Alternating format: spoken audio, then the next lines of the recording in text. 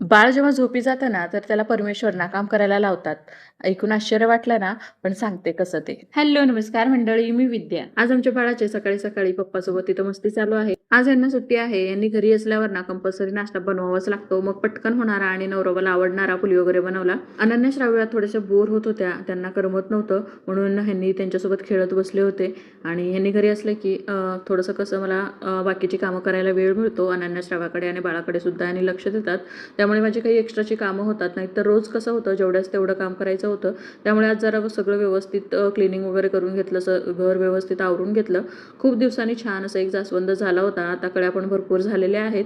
हे पपईचं झाडसुद्धा अनन्या श्राव्याने लावलेलं होतं, तर बरंच मोठं झालं आहे आता. आज मला ना बाळाचे नेलसुद्धा कट करायचे होते आणि हा छोटूसा नेल कटर ना ह्यांनी मला बाळासाठीच आणून दिला होता. आणि हे बघा, बाळाच्या नेल्समध्ये हातामध्ये एवढा कचरा कुठून येतो काय माहिती. हातामध्ये पण असा मळसा असतो. माझी आई आणि सासूबाई सांगतात, बाळ जेव्हा झोपी जातं ना, तेव्हा परमेश्वर बाळाला काम करायला लावतात. म्हणजे पीठ दळायला लावतात, बागकाम करायला वगैरे लावतात. त्यामुळे असं होतं, बाळ जेव्हा झोपेत हसतं ना, तेव्हा परमेश्वर बाळाला ना बागेतील फुलं तोडायला लावलेलं असतात.